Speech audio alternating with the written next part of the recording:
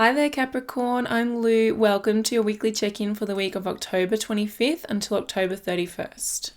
This week we are officially in Scorpio season. It started on Tuesday, okay? So we've got a month of Scorpio energy. We've got the sun there, we've got Mercury there, we've got Mars there for a little bit as well. Mars in rulership in Scorpio. So Scorpio energy is really heightened, really powerful, really strong. So whatever that means for you, whatever position that's in your chart is going to be really impactful in your life. Now the other thing that's happening this week is we have a lunar eclipse in Taurus opposing the Scorpio energy, okay? And that eclipse is the final eclipse in the eclipse cycle that started in November 2021 between Taurus and Scorpio. So that's going to be the finale. It's going to close that chapter of your life, close that storyline down, okay? So it's going to bring closure. That, of course, that Taurus narrative through our lives will continue because we've still got Jupiter there, we've still got Uranus there, so there's more to go, but this is closing that emotional component of those eclipse cycles. So what that actually means for you personally will depend on your natal chart. What I recommend you do is watch your rising sign video first and then your sun and your moon sign to fill in the extra details. So before we get into it, I just wish to acknowledge the traditional custodians of the land that I'm doing these readings from today, the Gumbaynggirr people, and recognize their continued connection to country and to their culture.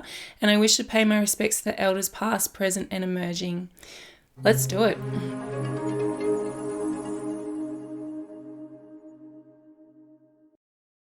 Hello there Capricorn, welcome to your weekly check-in. So this week we have the final lunar eclipse in Taurus that happens on Saturday night, so it happens over the weekend, okay?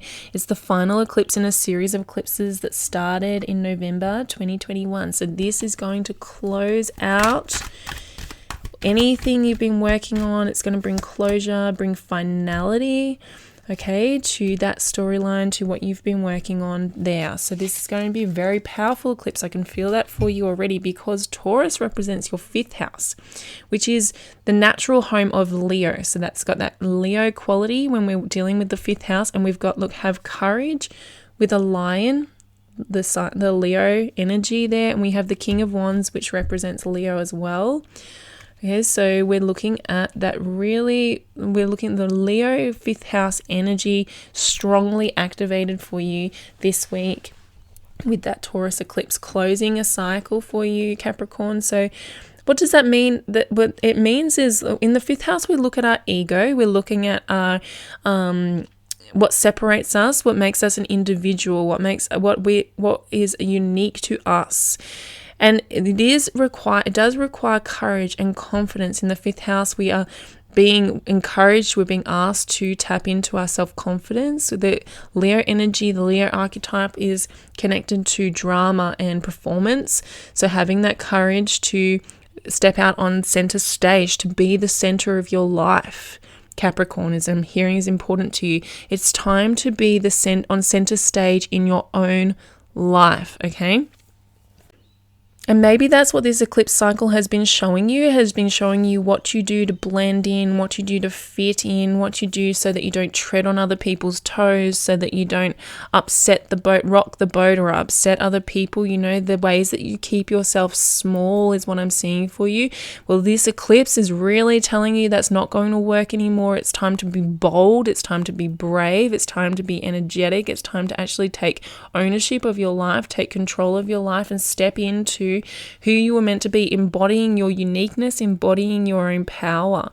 Now with the Knight of Coins here, it's really emphasizing doing this on the daily level, the daily mundane level. So really you're talking about integrating this into your everyday experience. So it's not just one big bold act that you go and do this weekend and then you never revisit this again. This is about actually starting to embody confidence every single day. So how can you do that, Capricorn? Where in your life can you start to put a little bit more confidence into how you handle things? You know, maybe this is at work, maybe it's at home, maybe it's in your physical routines, your exercise routines, maybe it's with your family or in your relationships. It could be anywhere that you have been suffering from self-doubt, from limitations that you've been placing on yourself, where you've been keeping yourself small, it's time to do those small, mundane steps, Knight of Coins, in your daily life, just to start to embody and act in a more confident way.